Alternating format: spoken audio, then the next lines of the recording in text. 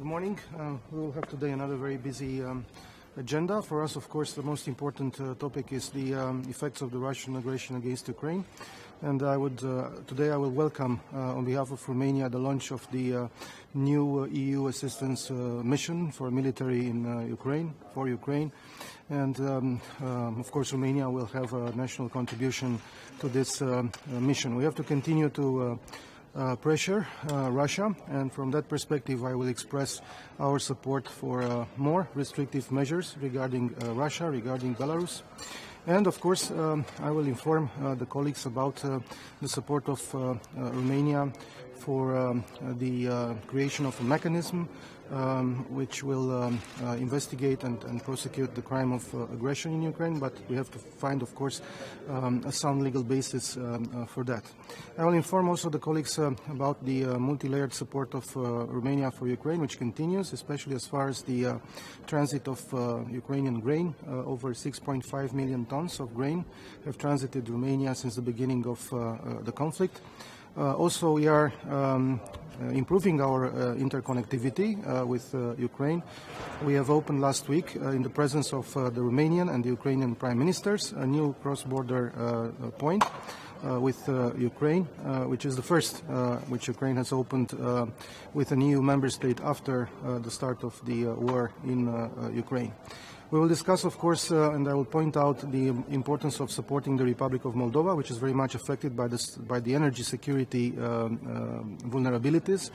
And Romania has stepped up, and we are supporting with almost 90% of the necessary consumption of electric power in the Republic of Moldova. We will continue to support Republic of Moldova, but there is a need for support in terms of grants, and that's why I will welcome very much the announcement made by the President of the European Commission in Chisinau regarding financial support of 250 million euro for energy security of the Republic of Moldova.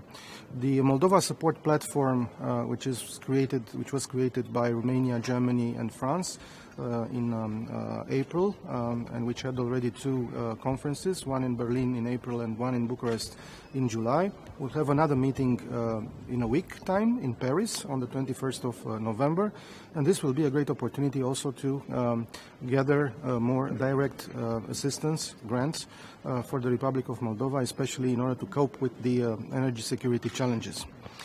For the next Foreign Affairs Council in December, I will call today for a full point on the agenda regarding the situation in the Republic of Moldova, and of course with the presence of the Foreign Minister of Moldova, Mr. Nicu Popescu.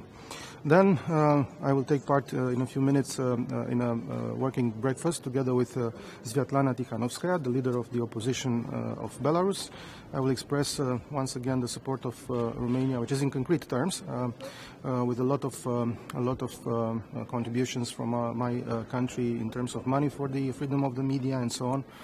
And on that occasion, I will also inform the colleagues about the initiative that we have taken, Romania, together with Poland, with Sweden, and with the Czech presidency, to have a working breakfast in the margins of the next Foreign Affairs Council in December, in order to discuss how to relaunch, how to renew the approach of the Eastern Partnership, which is extremely important in terms of supporting the countries which have already been granted candidate status, but also as far as the relationship with the other countries in the Eastern Partnership, and as far as the support for the opposition in Belarus is concerned. Last but not least, Western Balkans, very important for us. And I will inform the colleagues about the continuous support of Romania for the enlargement of the European Union with the countries in the Western Balkans. It is very important that the tensions in the northern part of Kosovo to be stopped. And from this perspective, from the overall involvement of the EU as far as the Western Balkans are concerned, I think the summit, which will take place in December in Tirana and on the 6th of December, will be very important. We continue to encourage the dialogue between Belgrade and Pristina, and we hope that the situation will be kept under control.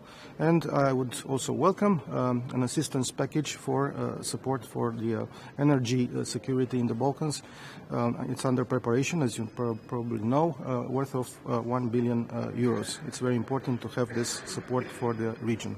Thank you so much. Sir, on Iran, should the EU impose further sanctions over its military support for Russia? Absolutely.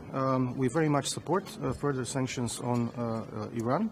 We have supported the first set of sanctions in the field of human rights because of the way the Iranian authorities are treating the demonstrators with a lot of violence and unjustified oppression against freedom of assembly, freedom of speech. On the other hand, we have supported the set of sanctions on Iran regarding the support for the Russian aggression in Ukraine, and we continue to support more sanctions in the field of human rights, and we are going to discuss this, I hope, today. But what about missile deliveries? Is there clear evidence that Iran is delivering missiles to Russia to aid its war? Well, there are indications in that regard, and we need, of course, to see concrete evidence. But again, the fact that Iran has already admitted that they are delivering drones to Russia, that means that, well, there is an acknowledgement of the support and complicity with the aggressor. And this has to be, of course, taken very seriously. Thank you so much.